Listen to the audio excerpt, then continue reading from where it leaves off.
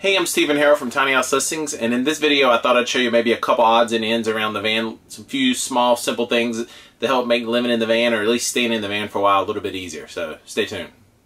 In previous videos I've showed you guys this Goal Zero Escape 150, and I typically go to this to help light up the van, which is only lit by a simple 6-watt LED bulb and a housing around that it makes a little bit brighter. And I just kind of have it strapped to this pole to make sure it doesn't go away. And just this one light, believe it or not, is enough to heat up the entire interior of the van.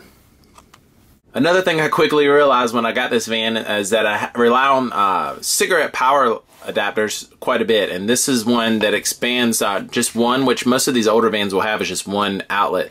This expands it to 3, so this way I can plug in my iPhone to charge while I'm on the go. My solar packs are actually, if they're down and I'm on the road when I'm driving, I can plug those in for extra power. And also you can put an inverter in here, so that way you'll have a standard 110 outlet while this is on. So it's just simple to use. Just switch it on, and it's by a company called, I guess, Ghost? I don't know. But this is a really cool tool to have too. Not too long ago I did a video where I made a homemade washing machine with a spin cycle included. And so whenever I'm done, when I'm on the road and I'm starting to run low on clothes and I notice that I need some clean clothes, I built this clothesline that actually could be hung up inside the van. It's very simple. It's just some pretty good sturdy rope, and it has a carabiner on each end. So let me show you what I do with that to hang up my clothes to dry. On one end of the van I have these poles. I guess they used to be used for safety purposes because this was a handicap accessible bus. So what I'll do is I'll wrap this around this end, shut itself shut like that. And then on the other end of the van there's a hook that actually is the latch that you close the door to. I kind of stick this through there like that. So then you have a pretty good lightweight, easy to stow away clothesline that's pretty sturdy, that expands a good part of the length of the van. And if you don't have one of these poles, I'm sure you can find somewhere else to hang it from. And then what I do is, if it's a nice day, I'll open this door, and then I'll open this door back here and allow a breeze to come through to help dry the clothes even quicker. I got these buckets from IKEA. They're just some simple plastic buckets to store my clothes in. And what I like about them, even when they're stacked, they're easily accessible. So even on the top, because the front end kind of bends down, which is really nice. If you're a coffee drinker and you don't want to take up a lot of space for your coffee machine or use any energy, I recommend one of these little 1 or 2 cup French presses. They're easy to find. They're everywhere. They're all over Amazon. I think I got this one for $1 at a yard sale somewhere, but they're really nice because you just have to find a way to heat up water and then you go from there. Also, in a previous video I showed you my Mr. Heater Big Buddy. It's a really big propane heater that heats up this space really, really efficiently. It'll actually heat up to 400 square feet. But what I bought was a long cable, 12-foot cable, that will actually attach to the larger unit.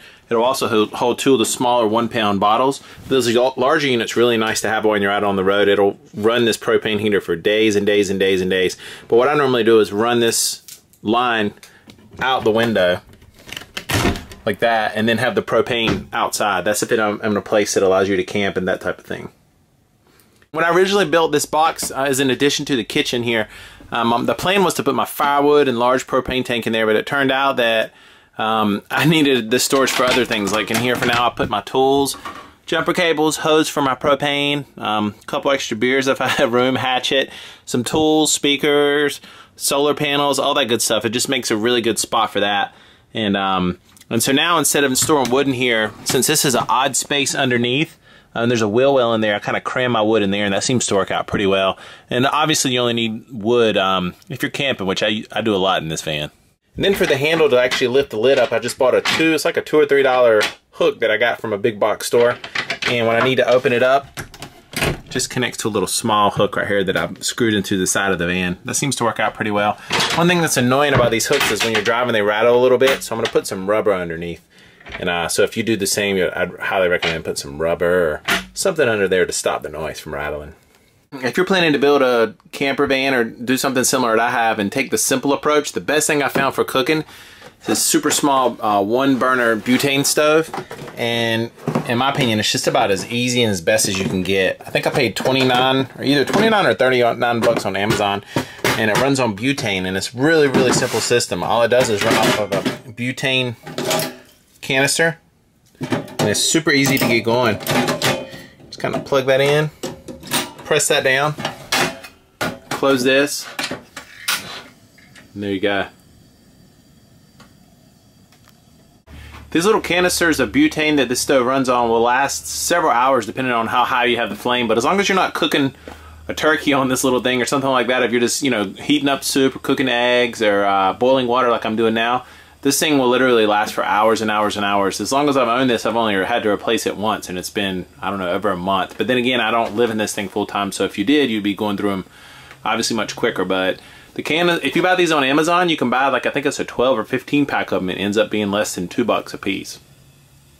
The one thing you have to be careful about on this stove is making sure when you're cooking food, you don't burn it, because it actually heats up way faster than a traditional electric cooktop or even a propane. As you can see, it does a really, really good job of cooking.